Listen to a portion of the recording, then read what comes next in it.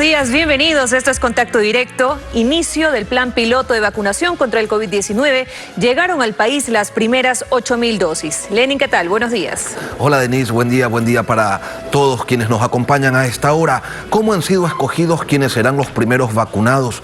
En breve lo revisaremos. Y también el cumplimiento de estándares internacionales en la pesca ecuatoriana. La inclusión de flotas extranjeras pone en riesgo el cumplimiento de esos estándares. Lo vamos a analizar más adelante. La actualidad, los protagonistas, el análisis y la información en Contacto Directo.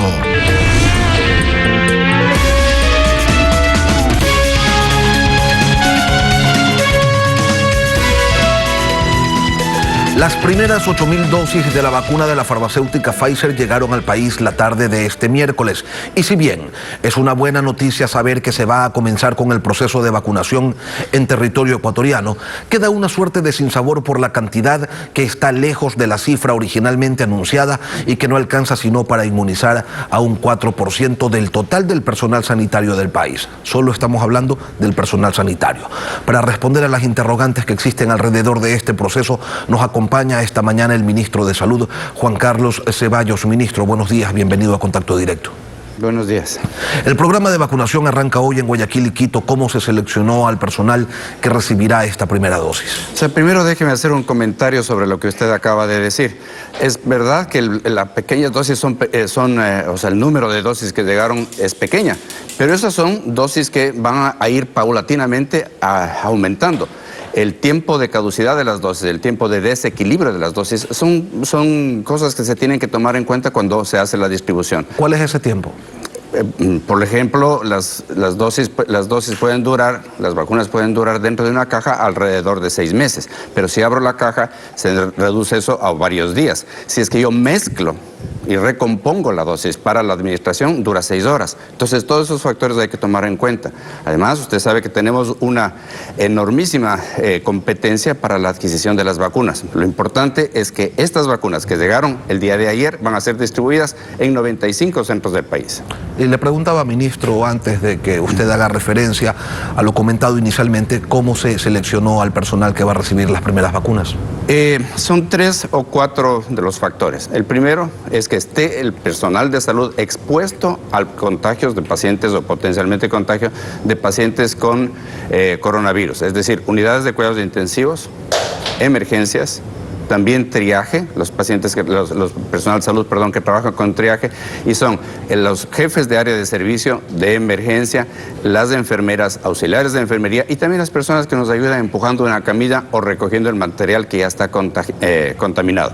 Esa es. Y la otra es edad.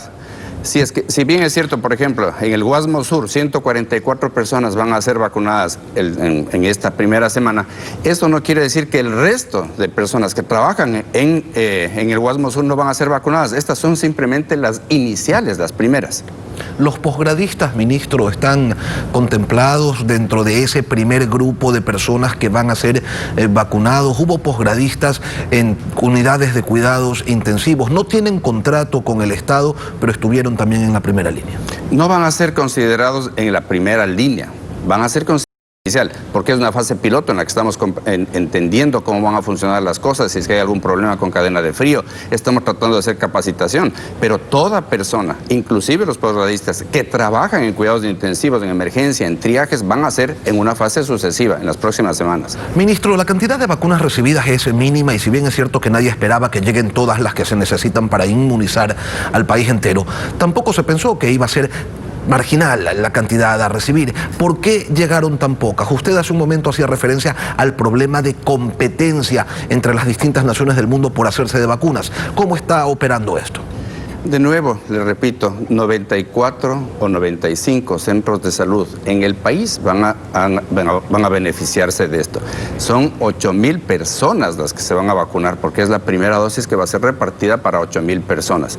Entonces, esto no es poco. Las siguientes lotes de vacuna que van a llegar... ¿Cómo no va a ser poco, ministro? ¿Perdón? ¿Cómo no va a ser poco? O sea, se busca inmunizar a 9 millones de ecuatorianos, van a inmunizar a 8.000. Tiene un problema técnico que tiene que resolver acá. Pero han tenido tiempo para prepararse, ministro. Por supuesto, pero no pueden llegar. Es el segundo país de Sudamérica que recibe las vacunas de Pfizer. Y van a llegar las 86.000 que se dijeron que van a llegar obviamente dentro de enero y febrero. 86.000. Y las 2 millones de vacunas para sus 9 millones que me dice, para todo ecuatoriano va a ser vacunado, va a ser en los días sucesivos. Nosotros tenemos hasta septiembre, octubre. Hay países que ni siquiera han empezado a vacunar. Nosotros nos adelantamos en este proceso. ¿Tiene Pfizer algún problema de producción? Se lo pregunto, ministro, porque Ecuador no es el único país a donde está llegando un número inferior de vacunas a las anunciadas. Pfizer hemos tenido conversaciones con Pfizer prácticamente todos los días.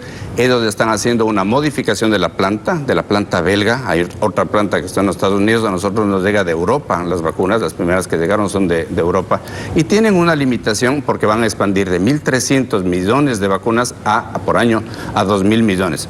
Entonces, por eso ha habido una desaceleración inicial de entrega de vacunas, pero las 86.000 van a ser, como dije, van a ser compensadas en las semanas siguientes. 8.000 llegaron ayer y las 86.000, van a llegar hasta finales de febrero. El gobierno anunció el inicio de la vacunación masiva para el mes de marzo. Lo hizo hace algunas semanas. Pero con las 80.000 vacunas que se anuncia llegarán en las próximas 3 semanas, el término masivo suena desproporcionado, ministro. Estamos hablando de 2 fases. La primera fase es la de las 86.000 para el personal de salud y para las personas que están dentro de los centros geriátricos.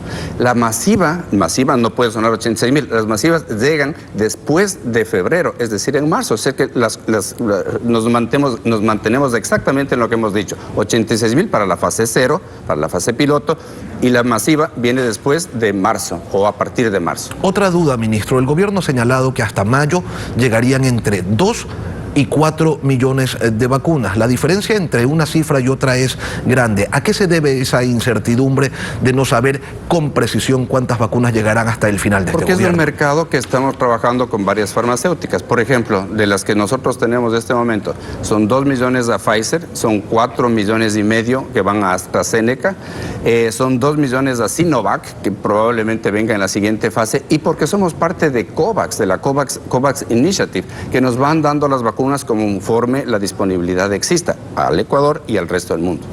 Es decir, no hay certezas. O sea, lo cierto es que ustedes han conversado con distintas farmacéuticas, que hay un compromiso, pero no hay un cronograma, ministro. Aquí son 18 millones de dosis que hemos nosotros contratado y que estamos con todo la parte legal de contratación con ellos justos. Son 18 millones, son 9 millones de personas que van a vacunar. Pero no saben cuándo van a llegar. No, van a llegar de aquí a octubre. No le puedo decir el 22 de marzo van a llegar 1.000 vacunas. No le puedo decir eso, porque es una transacción normal que se hace en todo ese proceso. Entre 2 y 4 millones de vacunas, de acuerdo a las negociaciones que se vayan complementando, serán obviamente dentro del mes de marzo o a partir del mes de marzo a mayo concretamente. Ministro, se ha señalado que se requieren $200 millones para vacunar a 9 millones de ecuatorianos. ¿Ese dinero ha sido presupuestado? ¿Esos recursos están disponibles, líquidos? Todos los gastos que hace el gobierno, y los ha hecho responsablemente hasta este momento, han sido destinados para la compra de las vacunas. Y la vacuna y los insumos. El costo de las vacunas van entre 15 y 25 dólares por vacuna, o sea, completadas las 2 dosis, pero luego de eso nosotros vamos a tener la posibilidad de recibir, ya el próximo gobierno, en julio, agosto, septiembre, recibirá dosis probablemente a un precio menor. ¿Por qué? Porque hay una competencia y más oferta de vacunas y por lo tanto el gobierno decidirá si comprarlas o no a un precio menor. Un candidato a la presidencia de la República ha acusado al gobierno de inoperante y de indolente. Señala él, en su simple condición de candidato, que ya ha asegurado con el gobierno argentino 4 millones de vacunas. ¿Es real esto, ministro? ¿Tiene Argentina esa disponibilidad de dosis como para comprometerse a entregarlas en cualquier momento? Yo no creo que sea un pobre candidato. Yo creo que es un candidato como cualquier otro. Dije simple tiene candidato, todo el usted derecho. está diciendo pobre candidato. Claro, usted lo dijo, ¿no? Yo dije simple, usted dijo pobre. Ok, entonces ese simple o pobre candidato se merece el respeto de todas las cuestiones para ser candidato. El punto no es ese, el punto es que él no podía haber mentido como mintió. El señor Arauz, con nombre y apellido, o con apellido, es el que dijo que 4 millones le había dado el presidente de Fernández de la Argentina. Eso es lo que salió en la comunicación. Y eso no es algo que es correcto de decir, porque el presidente de Argentina no tiene la capacidad como para vender vacunas o comprar vacunas. Y nosotros tenemos hecho un contrato con AstraZeneca de alrededor de 4 millones de vacunas. En esta semana se dijo que se verían las consecuencias de aglomeraciones, reuniones y demás inobservancias a los protocolos de bioseguridad en las fiestas de fin de año. ¿Cuál es el escenario en el que se encuentra la pandemia en Ecuador, ministro? Nosotros tenemos un impacto muy grande de las aglomeraciones y que pueden estar, estas son las cifras del día de hoy, son el 46%, sí, está muéstrele a la cámara, hospitalización, por favor. Y el 58% de hospitalización, de camas de hospitalización solamente para COVID, y 85% de las unidades de cuidados intensivos. También tenemos acá todas las cifras por provincias. Pichincha, por ejemplo, 74%, el 97%. Guayas, que nos interesa ahora por estar acá, 90% y 88%. Eso se ha mantenido prácticamente igual. Voy a referirme a un par más, Azuay, que está con el 36% y el 79% de unidades de cuidados intensivos, y Manabí, que está con 31% y con 72%.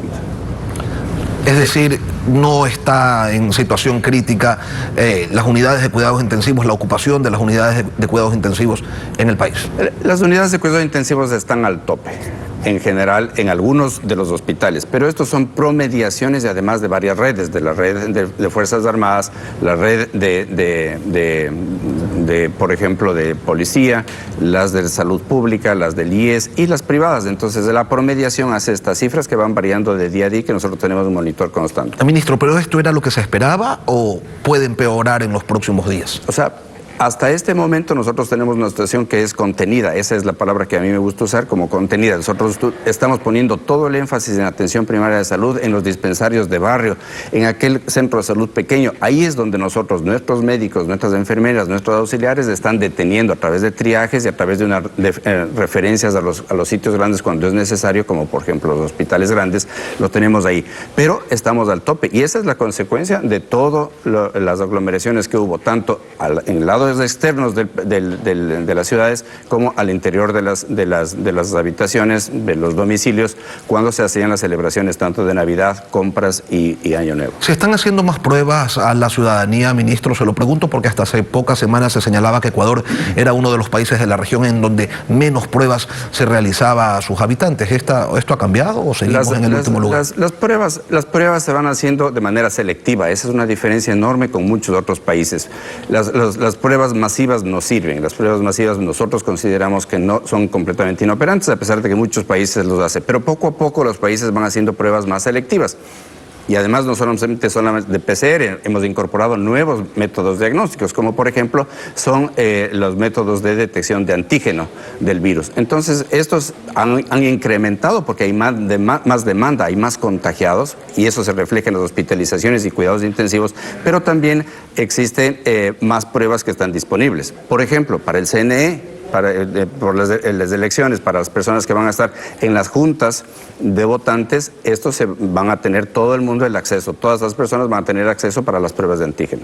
Pruebas de antígenos, ¿y eso ya está definido? Está definido. ¿Cuántas pruebas, ministro? 280.000 pruebas y vamos a importar un total de 440.000 pruebas, 280.000 se calcula que van a estar para la gente que va a servir en el día 7 de febrero en las elecciones. Permítame volver al tema de las vacunas, ministro. Claro. Hay muchas interrogantes en función de esto. ¿Cuál va a ser el rol que juegue el sector privado en este proceso que arranca con el plan piloto y las 8.000 vacunas que llegaron? Desde hace 4 meses, no solamente la empresa privada, sino otras instituciones y la academia, por ejemplo, ha participado muy activamente con esto. Tenemos 3 universidades del país que están trabajando en la capacitación, han capacitado a más de 2.000 personas y van a seguir aumentando ese número.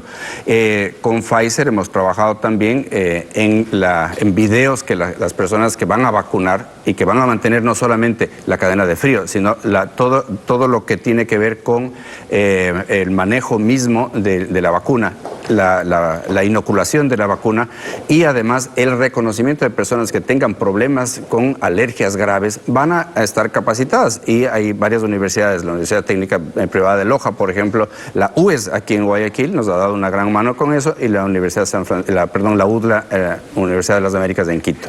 Ministro, la cadena de frío, ¿cómo se garantiza que se va a mantener esas dosis en la temperatura adecuada? Esa es una excelente pregunta porque causa una cantidad de interrogantes en el público.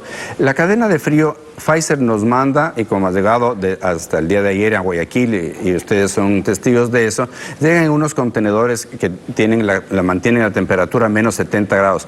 Pero cada caja tiene un chip, y ese chip le dice a usted dónde está localizada la caja, y además de dónde está localizada la caja, cuál ha sido el récord, el registro de esas temperaturas. Entonces son dos cuestiones que son importantes. Nosotros tenemos las bandejas que están dentro de las cajas, y que si es que se mantienen cerradas las cajas, como dije, pueden durar hasta 6 meses las vacunas. Pero si es que se abre, nosotros tenemos que intercambiar y poner más hielo seco, pellets de hielo seco. Y hemos trabajado conjuntamente con la empresa privada, la academia, con otras compañías. Me refiero en este caso particular a Linde. Linde es una compañía alemana que está en el Ecuador y que fabrica hielo seco, y con ellos tenemos constantemente comunicación para que la dispensación de los pellets que se necesita para mantener la caja fría una vez que se abre estén garantizadas. Ahora nosotros tenemos garantía de los 95 puntos que van a ser distribuidos en el país. Ministro, cuando usted habla del chip que permite ubicar la caja, ¿eso le asegura al ministerio, al gobierno y a la ciudadanía que esas vacunas no se van a perder en algún momento, que no van a aparecer después en el sótano de la casa de algún político y anunciarse su venta a través de grupos de WhatsApp? No, la temperatura, esto se llama un data logger, es lo que da la ubicación del chip de la caja grande. Sin embargo, nosotros tenemos un sistema de trazabilidad que tiene dos partes. Una, QRs que se les van a asignar a las personas, pero eso durante la parte masiva, no en esta fase inicial todavía. Pero cuando nosotros hagamos la vacunación masiva, es decir, entre marzo y mayo de este año, en este periodo, nosotros vamos a tener códigos QR que van a estar ligados no solamente a la parte personal de cada persona, de cada individuo que se va a vacunar, todos los datos demográficos de edad, donde usted vive, inclusive peso y talla, y si tiene algún problema con alergias graves. Esa es la primera parte. Y la segunda es dónde y qué vacuna se puso y en qué fecha. Entonces, al ligar los QRs de estas dos cosas, nosotros vamos a tener un sistema de trazabilidad muy grande, que después, y permítanme un segundo más, que es muy importante, tener lo que muchas personas han reclamado, la farmacovigilancia. Nosotros vamos a tener, a través de ese sistema de trazabilidad, el saber que si las personas tienen efectos secundarios o han tenido algún malestar especial, que puedan reportarlo a través de ese sistema. Ministro, si alguien no se quiere vacunar, ¿no se vacuna? No se va a vacunar. Eso es voluntario, no se le puede exigir a nadie que se vacune. Esto es optativo y voluntario. Y por eso es que el número, por ejemplo, de personas, somos cuidadosos, inclusive médicos, digo un ejemplo, dentro de unidades de cuidados intensivas que no quieran vacunarse, es su derecho el no vacunarse. Juan Carlos Ceballos, ministro de Salud Pública, gracias por acompañarnos aquí en Contacto Directo. Mucho gusto.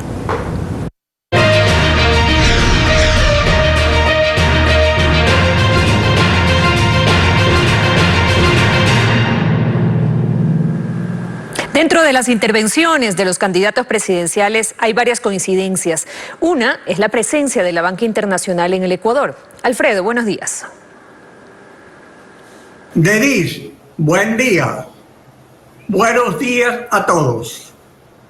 En un país dolarizado, la banca internacional sin restricciones representa la ventaja de que, siendo el país dolarizado, utiliza moneda que circula en todo el mundo y que está depositada en bancos de todos los países. En 1956, en el gobierno de Camilo Ponce, hace 65 años, vinieron al Ecuador el Banco Holandés, el Banco de Londres y el Citibank, a los que progresivamente se restringió en cuentas corrientes y de ahorros. Pero cuando ingresó el Ecuador a la OMC, se declaró abierto a los servicios bancarios. Sin embargo, internamente se impusieron restricciones y un peso tributario excesivo. El resultado es que en 21 años de dolarización ningún banco extranjero se ha instalado en el país. En dolarización, ProAmérica, banco extranjero, compró Produbanco, pero la compra de un banco nacional por uno extranjero no significa que una agencia independiente se ha instalado sin restricciones que no tienen los bancos nacionales. En consecuencia, los dólares del país no están depositados en Banco Central, porque este no es emisor de moneda, sino depositario de clientes de los bancos privados, de trabajadores afiliados al IES y de los gobiernos autónomos. De estos fondos abusivamente dispuso el Banco Central en el gobierno de Correa. Pero si hay banca extranjera como en Panamá, con millones de dólares depositados que no son del Banco Central ni de instituciones locales, pero permite que haya competencia con bancos nacionales, la tasa de interés alcanza nivel de mercado. Este es un asunto complejo que debe resolverse adecuadamente. Vamos a una pausa y al volver, la pesca en Ecuador está en peligro. El cumplimiento de estándares internacionales que hacen posible el ingreso de nuestros productos a mercados mundiales. Lo revisaremos con Bruno Leone, presidente de la Cámara Nacional de Pesquería. Manténgase en nuestra sintonía. Ya volvemos. Los mayores mercados del mundo, Estados Unidos y la Unión Europea, exigen a sus proveedores el cumplimiento de estándares internacionales, sociales y ambientales. El Ecuador ha llegado a ser abastecedor principal de esos mercados en varios productos, no solo porque ha firmado los respectivos tratados internacionales, sino porque firmas verificadoras de dichos países comprueban el cumplimiento de esos estándares. La periódica incursión de una enorme flota pesquera china con artes de pesca que pone en peligro especies marinas en vías de extinción sin violar el mar territorial y su zona económica exclusiva, trae propuestas que podrían perjudicar a las exportaciones ecuatorianas. Y nos acompaña Bruno Leone, presidente de la Cámara de Pesquería, para hablar de este tema. Bienvenido a Contacto Directo. Buenos días, Lenin. Muchas gracias por la invitación. Buenos días a todas las personas que nos escuchan a esta hora. La pesca industrial ecuatoriana de exportación incluye especies protegidas en las labores que realiza. ¿Qué tan amplio es el margen de captura de especies protegidas como pesca incidental? A ver, el Ecuador es un pequeño, gran país pesquero. Está entre los 25 países pesqueramente más potentes del mundo. El Ecuador tiene básicamente dos pesquerías, para ponerlas en dos grandes grupos, que es la pesquería oceánica, que es la pesquería del atún, y la pesquería menor, de pelágicos pequeños o de peces demersales, que se realiza más cerca de la costa. En el caso de la pesca oceánica, que es cerca del 80% de la pesca en el Ecuador, es una pesca sumamente controlada en el mundo entero, porque el atún, que es la especie a la cual nosotros pescamos, es una especie altamente migratoria que no solamente la pesca el Ecuador, la pesca el mundo entero dentro del cinturón del sol que se llama, porque es una especie tropical.